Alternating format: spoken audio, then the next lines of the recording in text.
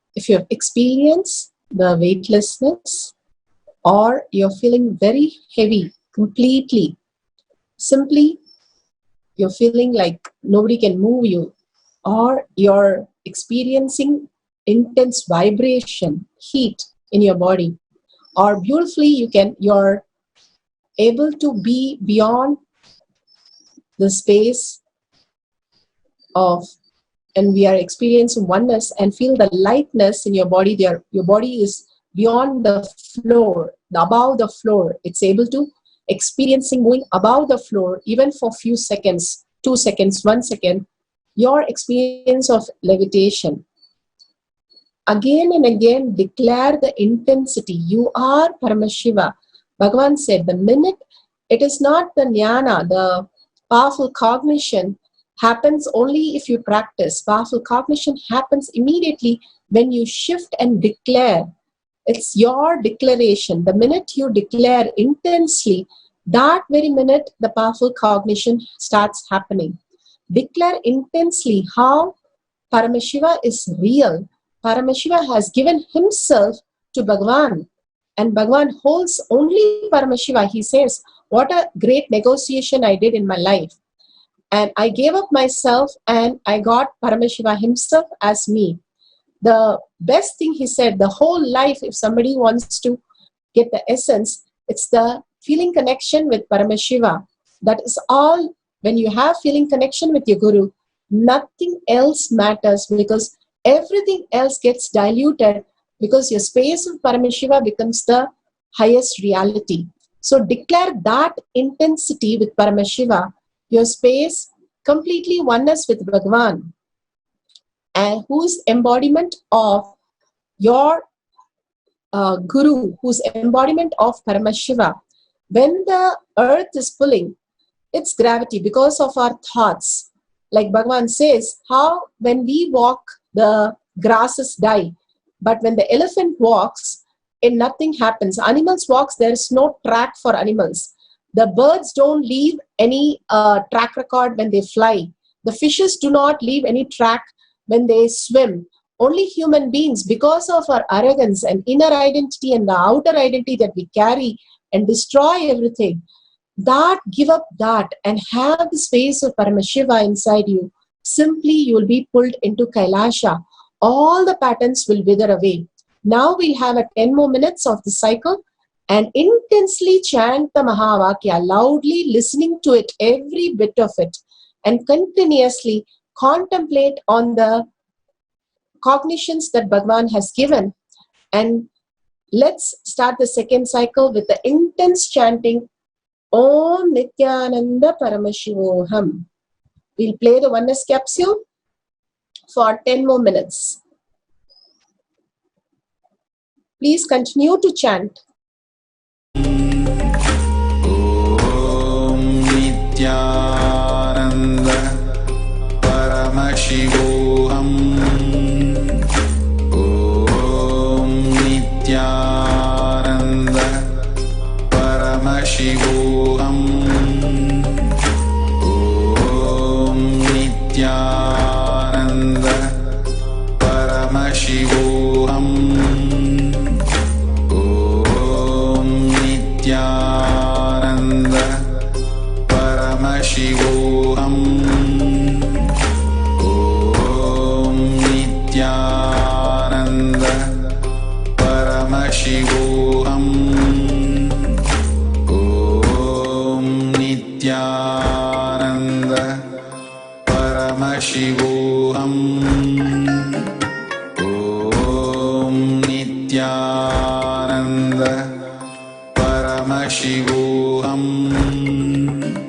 Om Nithyananda Paramashivoham. Om Nithyananda Paramashivoham. Om Nithyananda Paramashivoham. Om Nithyananda Paramashivoham. Om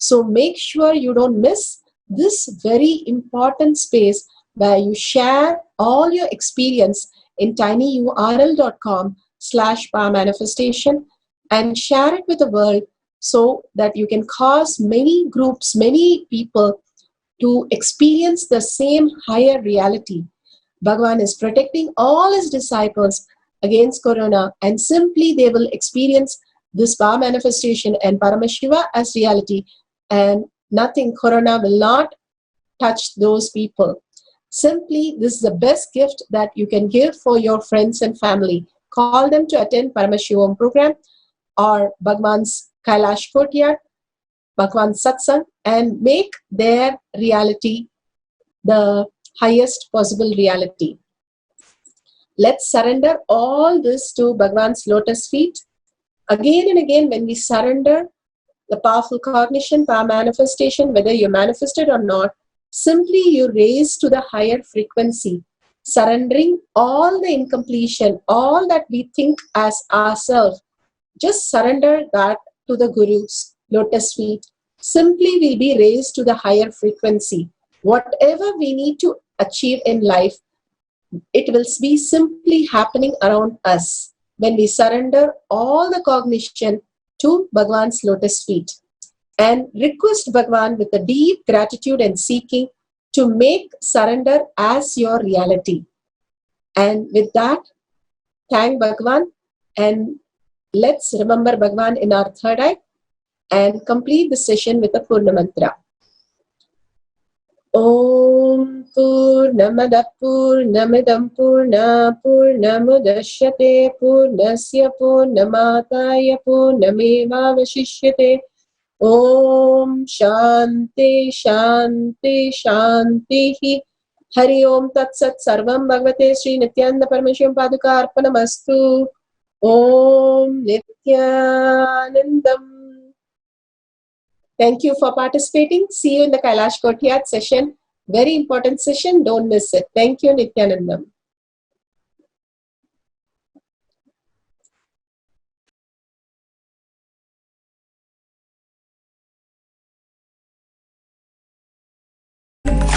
Om Nithyananda Paramashivoham. Om Nithyananda Paramashivoham. Om Nithyananda Paramashivoham. Om Nithyananda Paramashivoham. Om Nithyananda Paramashivoham. Om Nithyananda Paramashivoham. Om Nithyananda Paramashivoham. Om Nithyananda Paramashivoham. Om Nithyananda Paramashivoham. Om Nithyananda Paramashivoham. Om Nithyananda Paramashivoham. Om Nithyananda Paramashivoham. Om Nithyananda Paramashivoham. Om Nithyananda Paramashivoham. Om Nithyananda Paramashivoham.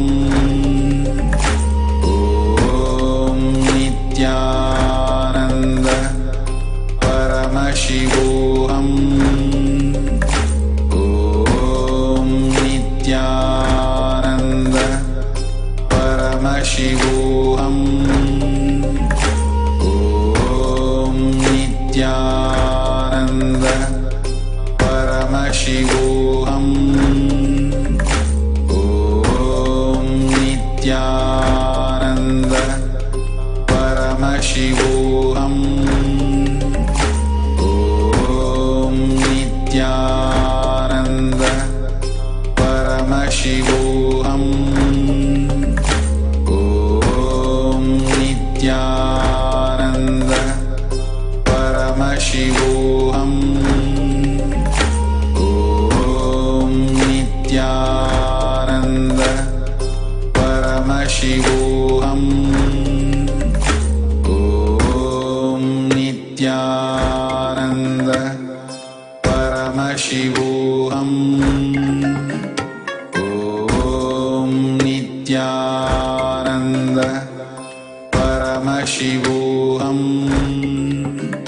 Om Nithyananda Paramashivoham. Om Nithyananda Paramashivoham. Om Nithyananda Paramashivoham. Om Nithyananda Paramashivoham. Om Nithyananda Paramashivoham.